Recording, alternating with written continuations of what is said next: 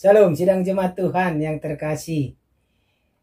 Kita bertemu kembali dalam renungan kita, dalam renungan harian. Saya yakin dan percaya sidang jemaat Tuhan selalu bersuka cita, sehat, dan selalu dalam lindungan Tuhan Yesus Kristus. Ya, kita persiapkan hati kita. Kita mau masuk dalam renungan kita. Kita mau memuji Tuhan dari Kidung Jemaat nomor 450, hidup kita yang benar. Hidup kita yang benar haruslah mengucap syukur, dalam Kristus bergemar, janganlah terkebur, dalam susah pun senang, dalam segala hal aku bermazmur dan ucap syukur, itu kehendaknya. Amin. Puji nama Tuhan. Firman Tuhan untuk hari ini dari Injil Yohanes pasal yang ke-8 ayat 42 sampai ayat 59. Injil Yohanes pasal yang ke-8 ayat 42 sampai ayat 59. Begini firman Tuhan, saya bacakan untuk kita semuanya. Kata Yesus kepada mereka, "Jikalau Allah adalah Bapamu, kamu akan mengasihi aku.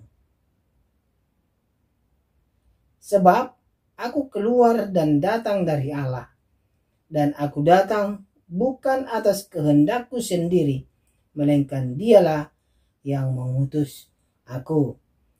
Apakah sebabnya kamu tidak mengerti bahasaku? Sebab kamu tidak dapat menangkap firmanku. Iblislah yang menjadi bapamu, dan kamu ingin melakukan keinginan-keinginan bapamu. Ia adalah pembunuh manusia sejak semula dan tidak hidup dalam kebenaran. Sebab di dalam dia tidak ada kebenaran.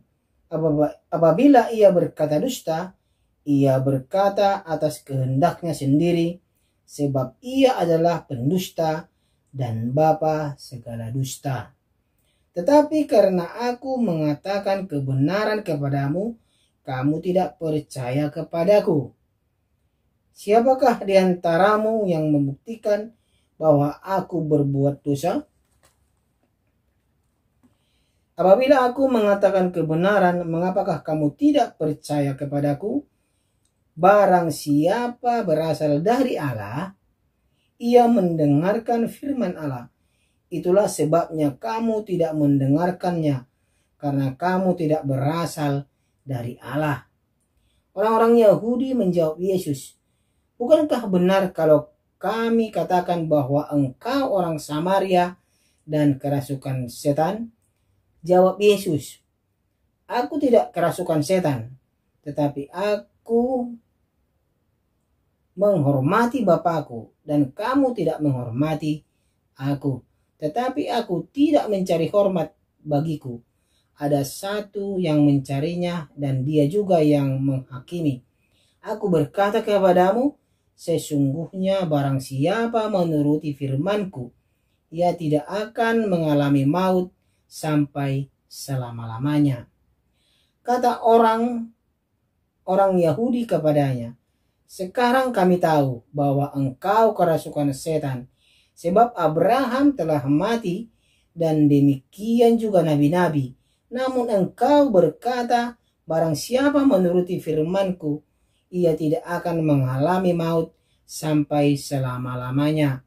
Adakah engkau lebih besar daripada bapa kita Abraham yang telah mati? Nabi-nabi pun telah mati. Dengan siapakah engkau samakan dirimu?" Jawab Yesus, "Jikalau aku memuliakan diriku sendiri, maka kemuliaanku itu sedikit pun tidak ada artinya. Bapakulah yang memuliakan aku. Tentang siapa kamu berkata Dia adalah Allah kami. Padahal kamu tidak mengenal Dia, tetapi aku mengenal Dia. Dan jika aku berkata, aku tidak mengenal Dia, maka aku adalah pendusta, sama seperti kamu, tetapi aku mengenal Dia dan aku menuruti firman-Nya.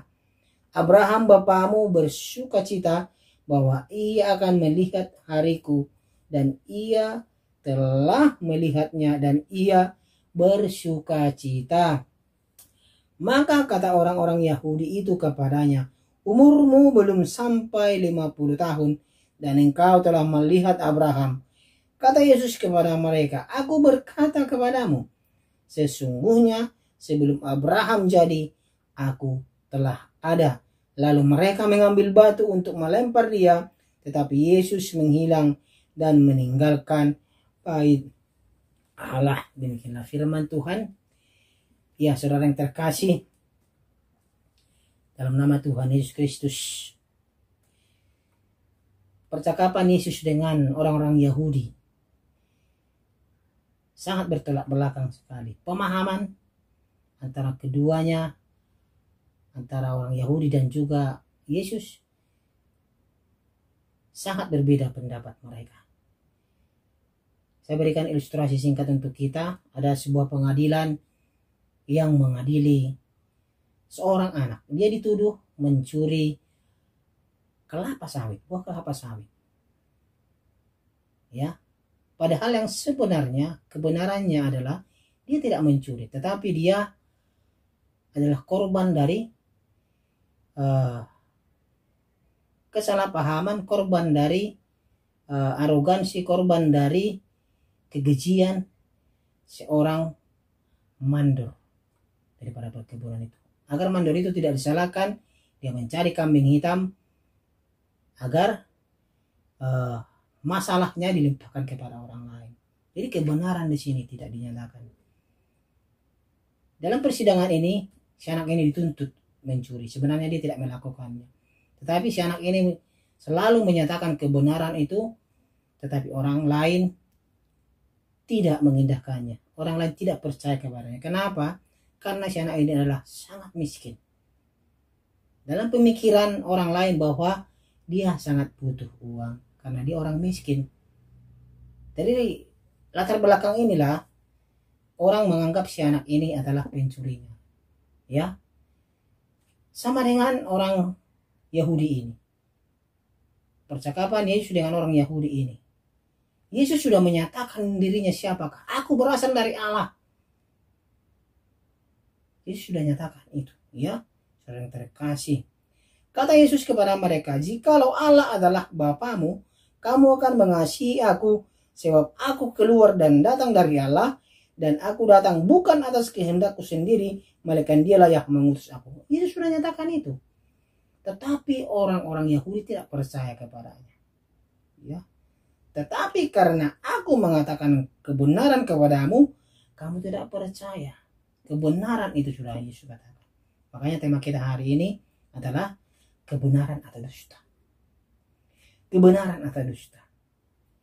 Yesus membawa kebenaran itu, Yesus menyatakan kebenaran itu, tetapi orang Yahudi tidak dapat menerimanya. Kenapa?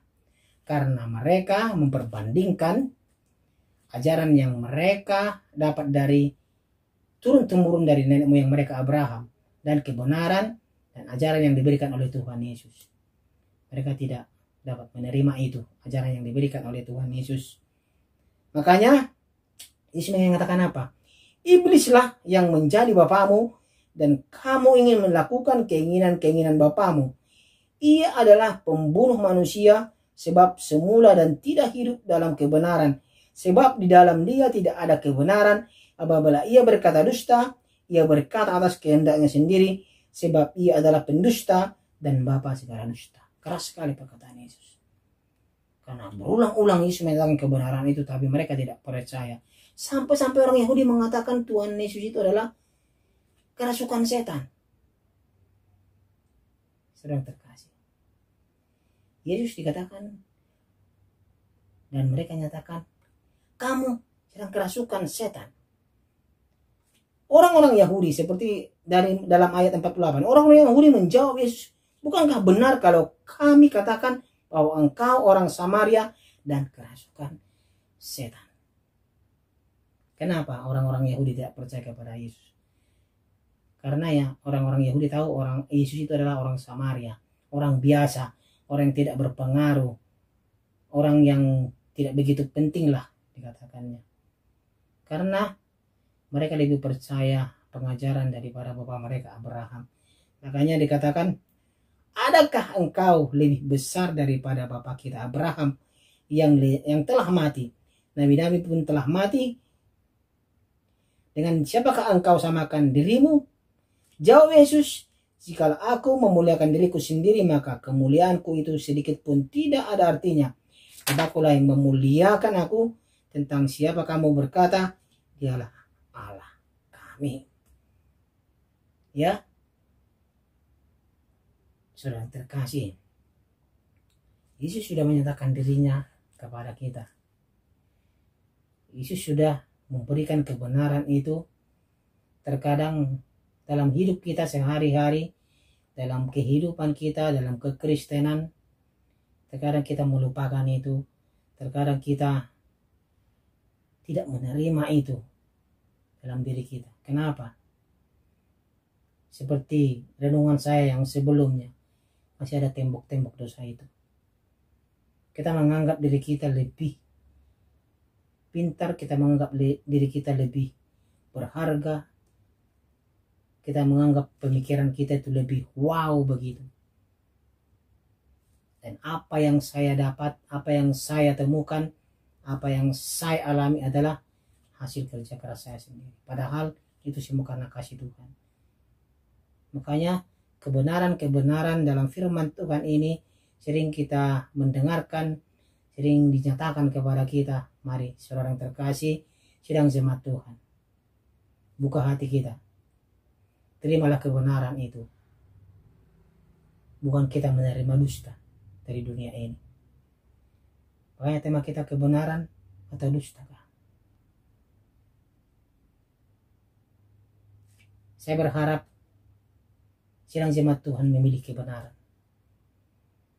agar kebenaran itu tersimpan dalam hati kita, dalam pikiran kita, kemuliaan Allah terpancar dalam diri kita, dan kita selalu diberkati oleh Tuhan kemanapun kita melangkah, apapun yang kita lakukan. Jangan seperti orang Yahudi, bebal, tidak menerima pengajaran itu. Sidang jemaat Tuhan, saya yakin dan percaya dalam kehidupan kita sehari-hari, biarlah kita hidup dalam kebenaran firman Tuhan. Puji nama Tuhan, demikianlah renungan kita. Mari kita berdoa. Terima kasih Tuhan atas berkat kasih-Mu, kebenaran yang Tuhan nyatakan kepada kami. Biar kami terus memegang itu dalam kehidupan kami, agar kami masuk dalam kerajaan-Mu ya Tuhan. Kami terus mengingat kebaikan-Mu dalam kehidupan kami. Ajar kami terus Tuhan, agar kami terus memahami kebenaran firman. Dalam nama Tuhan Yesus Kristus kami berdoa. Amin.